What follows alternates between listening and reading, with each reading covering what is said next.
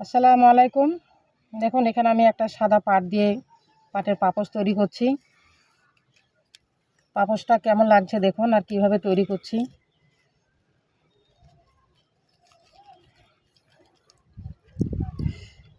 এই পাট দিয়ে শুধু পাপোশ নয়, আরও অনেক কিছু তৈরি করা হয়। পাখি, পুতুল, টুপি, জামা, যেটা প্রয়োজন মনে করবেন সেটাই তৈরি করা হবে।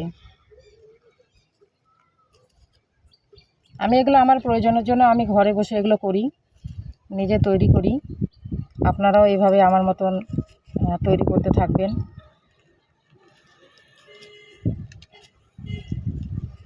দেখুন ডিজাইনটা কেমন হচ্ছে, আপনারা দেখতেই পাচ্ছেন। এটা অন্য কেউ নয়, আমি করছি।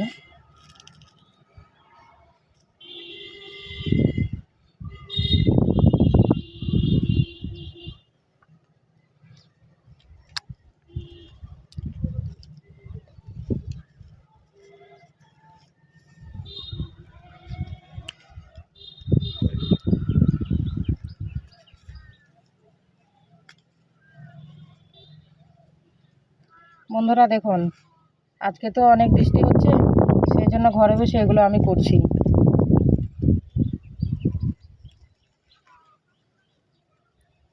দেখুন বন্ধুরা, এটা কেমন লাগছে দেখতে পাচ্ছেন। পাপোশটা কত সুন্দর লাগছে, শুধু সাদা দিয়ে করেছি। শুধু এটা নয়, দেখুন আমি আরও অনেকগুলোই করেছি পাপোশ। এই দেখেন একটা, এটা কেমন লাগছে দেখুন। দেখুন অনেক সুন্দর লাগছে দেখে। আপনারা এভাবে করবেন নিজের প্রয়োজনের জন্য, ভালো লাগছে দেখে দেখুন।